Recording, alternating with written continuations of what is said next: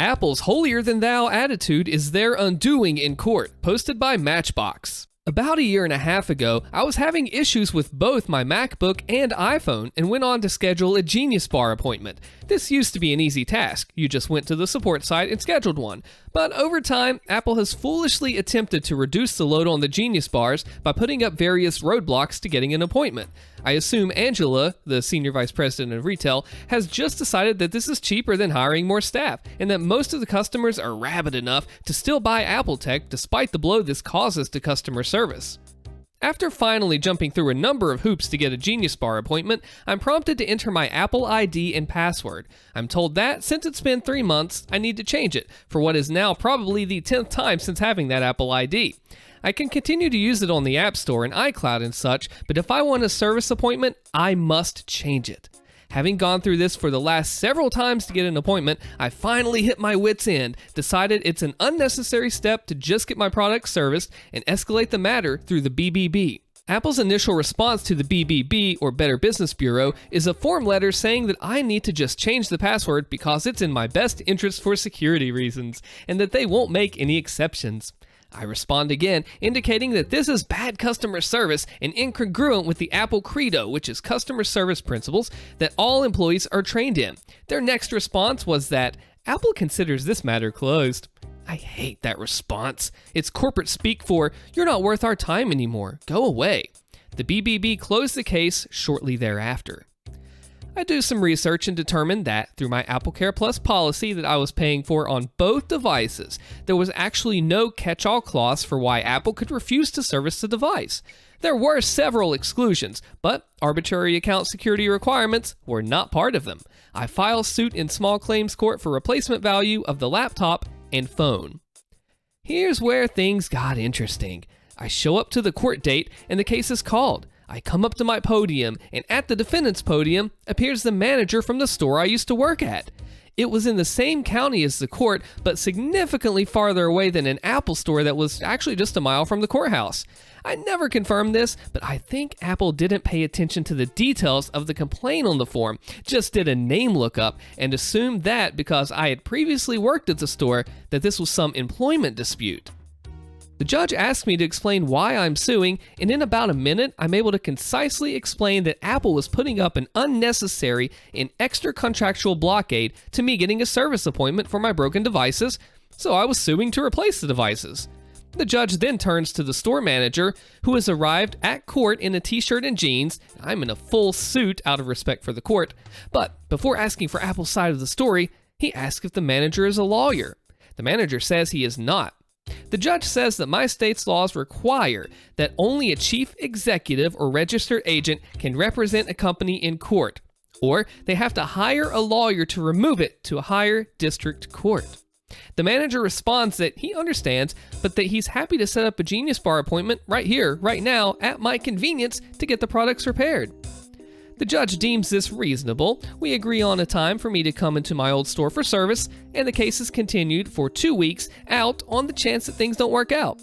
I attend my appointment, and the technician is able to resolve all of my issues, and in addition, a senior Apple technician contacts me by email to indicate that he's overridden the password expiration requirement on my Apple ID, and I will never have to change it again. Cool deal, but I'm still out $60 for filing this court case to actually get things moving along. I appear for the continued court date, and the same manager appears again too. The docket is especially busy on this date, and we have a different judge who is slashing through cases, no nonsense. We're called, and I indicate that while we were able to resolve the problems with my equipment since the original trial, and I am no longer seeking replacement value for my products, I should not have had to sue Apple to get this type of treatment that aligned with their contractual obligations to me as an AppleCare Plus customer, and believe that I should be awarded the $60 in court fees. The judge turns to the store manager and asks if he's a lawyer. Manager says no. Judge number 2 gives him the same spiel. Manager retorts that he still believes that the court fees shouldn't be Apple's responsibility because blah blah blah, and judge, pressed for time, turns to me and says, "I assume you don't want to have to come back here again for them to get a lawyer?" I say no, thinking that he's just going to give me the full $60, but instead he says, "Okay, then you'll just split it so that we don't have to waste any more time on this. $30 to the plaintiff." According to my state's laws, a prevailing party gets all of their court costs. As such, I really disagree with the way the judge handled that, splitting it because he was in a hurry. I reach out to Apple's paralegal who had emailed me right after the original trial to confirm that the Genius Bar appointment, cite the relevant law, and say that the judge was pretty clearly in the wrong, and ask Apple to just cut me a check for the full $60. Otherwise, I'd have to appeal, which was an extra $125. They would surely lose and then owe me $185. I was more or less appealing to their common sense. They didn't have any, responding that they would follow the court's judgment only and cut a check for $30. I think their pompousness continued in assuming that I was bluffing about the appeal. So, I appealed. Since the small claims court is a subordinate of the district court, it actually got appealed to the highest court in the county, the circuit court. This is big boy court. No BSing. I appear for my court date, and again, the same manager shows up. Judge is a bouncy guy in a bow tie, clearly had his coffee, and is pleasant to everyone. I present my case that the lower court only awarded me partial cost, and the state law required that I get the entire amount since judgment was entered in my favor. Judge turns to the manager. Are you a lawyer? He says no, but he has a letter from Apple's chief legal counsel saying that it's okay with them that the manager represents them. The judge does not like this, and his demeanor changes instantly. Apple does not decide what you can or cannot do in my courtroom. You need an attorney, so we'll probably need to continue this case. Judge turns to me. Do you object to a continuance for the defendant to get an attorney? I say, yes, I do, Your Honor, because they've actually been told 3 times now that they need to have a lawyer, and they keep disrespecting this court by sending the same layman to argue on their behalf. Judge turns to the manager and, with a sarcastic grin and obviously fake, it's out of my hands, hand gesture, says, sorry. The judgment is entered in my favor for $185. As if that wasn't good enough, after 30 days, Apple still hasn't paid.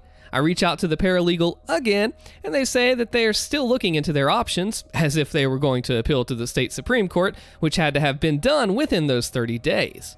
Again, Apple thinks that they're too good to follow court instructions or do what's best for them. But they seem to have forgotten that I used to work for them. I have my credit union look up one of the old ACH transactions from my payroll, and I ask them what bank that was drafted from. They tell me Wachovia. I go back to court, file garnishment proceedings against Apple via Wachovia. Now, I was able to skip the discovery portion since I already knew where they were keeping at least $185, and Wachovia, of course, cuts me a check within days. Always, always clear your memory card before pawning an item. Posted by Vatican Cameos 714. Basically, a lady we'll call Leech, for various reasons made clear at the end, spent a year helping her best friend, Psycho, harass my family and I over a custody dispute.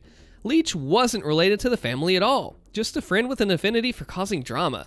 She would make fake profiles along with Psycho and tried to fish information about us out of our friends and family. Just some real nasty stuff. Leech would take the online harassment further than Psycho, which never made any sense to me because I never had a personal problem with Leech. We had known each other back in grade school and were even casual friends. She used our past history to try to weasel into my friends list, but I already saw that she was helping Psycho slander my name online and didn't buy into her malarkey. She then started copying my display pictures and making them into ugly memes. Any post that I made public was instantly captured and mocked on her stepmother's support page. Leech was dating the best friend of Psycho's husband. Her boyfriend had a daughter from a previous relationship, and Leech was a proud and attentive stepmother. Most of her identity revolved around being a stepmother. The page on which she posted the memes that she made and the posts she had stole had been running for a number of years and had nearly 10,000 members. She created it herself. She and Psycho also started a handful of other pages for the sole purpose of harassing and mocking us. A couple I had to have legally removed. Police were involved in everything. This had been going on since before March, and for Christmas that year, my wife's grandmother got each of the great-grandkids a 3DS. To save some money, she went to a pawn shop for some gently used consoles and games. This is where karma had dealt us a sweet hand. Nana had purchased 4 3DS in total. The one my daughter just happened to get had a memory card inside full of photos. Upon a quick scan, I realized the people looked familiar. It was Leech and her boyfriend. Over and over, dozens of photos, some a little racy. Why else would I be given this opportunity? Of course I was meant to use them, right? I immediately get to work uploading every photo and file and set up a fake email account with bits of her information to make it look like hers. I joined any and all free dating sites that I could think of, even downloaded some apps that aren't advertised as dating, but we all know that's how they're used. In short, I plastered her selfies everywhere. I refrained from using the inappropriate ones because I just didn't feel right about that. Implied loose morals was as far as I wanted to take it.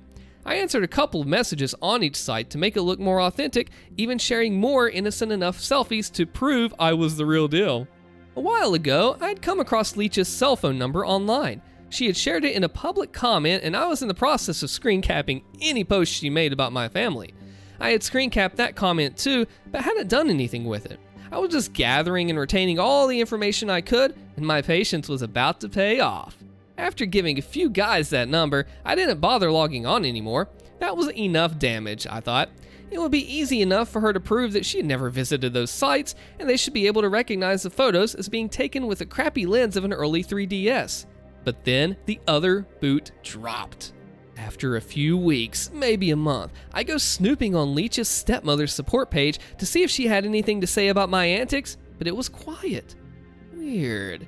I check out her profile and find all her past posts have been hidden and the boyfriend scrubbed of all the photos available. When I check out his profile, there's a gigantic rant about unfaithful witches. Oops. Turns out, Leech had been sleeping with her boyfriend's best friend, the guy Psycho was married to, older brother. It had been going on for some time, and no one knew anything, not even Psycho. If the boyfriend hadn't confronted her about the random texts she was getting from these guys, he never would have seen the other texts that were cleverly disguised to hide the affair. Being a self-proclaimed stay-at-home stepmom, he had visitation every other weekend and 2 weeks in the summer, Leech had no interest in holding a job. The boyfriend owned and paid for everything, including her cell phone. When he found out about the affair, he kicked her out of the house and he took her phone. He pawned all of it to pay off some of the enormous debt she had put him in. The reason the 3DS was in the pawn shop at all was because he needed some extra cash. It was his 3DS, and he had pawned it for some money for a present for her. He wasn't able to pay it back in time, and the shop owner resold the item. That's why the memory card wasn't wiped or anything. I'd say it was meant to be. Don't announce your engagement at someone else's wedding, or this might just happen to you. Posted by Yazdon. Last summer, I was at a cousin's wedding. His bride and her family had been close with ours since before I was born, and the couple had known each other since they were toddlers, so it was a particularly exciting event for both sides of the family. However, after the ceremony was over and the party had only just started, one of the bridesmaids decided to announce her own engagement. The attention was immediately taken away from the newlyweds and brought to the bridesmaid, who I'll call Sarah, and her equally smug fiancé. My cousin's wife, I'll call her Emma, didn't make a scene or utter a single negative word about Sarah. She looked like she was on the verge of tears, but she kept grinning and acted very happy for the other couple. This was unusual, as Emma is typically quite confrontational and speaks her mind no matter the consequences. Sarah later picked Emma to be her maid of honor at her own wedding, which took place last weekend. I wasn't there for it, but my cousin sent me some of the best bits on Snapchat and explained the whole situation. This is where the fun begins. Emma's two much younger sisters were the flower girls at Sarah's wedding. At the very last moment, Emma switched out the white petals in their baskets to blue ones that she had secretly brought with her. She told her sisters not to say anything about it or let the bride see them until it was time to scatter them down the aisle. Sarah looked very confused upon seeing the blue petals, which didn't coordinate whatsoever with her theme, but of course, she didn't say anything about it in the moment. Most of Sarah's other bridesmaids were also Emma's friends, had attended Emma's wedding, and were in on Emma's scheme. At the reception, Emma's sisters and the other bridesmaids were tight-lipped when Sarah began demanding to know why there were blue petals. The wedding planner ended up getting a lot of abuse for not checking the flower girls' baskets before they walked down the aisle. Finally, it was time for the speeches. The speeches took place in front of a massive screen, displaying a loop of photos with Sarah and her husband, which had been compiled by Emma. Emma took the remote that controlled the presentation screen, and at first, she showed some pre-approved humorous photos of Sarah with Emma and the other friends to facilitate a couple lighthearted jokes. Then, at the very end, Emma said to Sarah that she must be wondering why there were blue petals instead of the white ones originally planned. That was when Emma displayed the last slide from her presentation. Emma announced in front of everyone that she was 5 months pregnant and that she just discovered the baby was a boy, hence the blue petals. The last slide? Her ultrasound picture. There were some shocked yells and gasps. Sarah had a fit, but those involved in the scheme cheered so loudly that I sincerely regret watching the Snapchat recording with headphones. Apparently, Sarah had been very nasty to her bridesmaids before, driving several of them away and forcing the others to pay ridiculous amounts of money for dresses. Emma and my cousin were eventually thrown out of the party, but they were all smiles. Sarah's fuming mother went to confront her outside, and Emma retorted with, "Gentle, gentle, I'm pregnant." I reckon Sarah doesn't speak to the majority of those bridesmaids anymore. Comment the secret phrase below, Windows, and be sure to check out another video. Thanks for watching.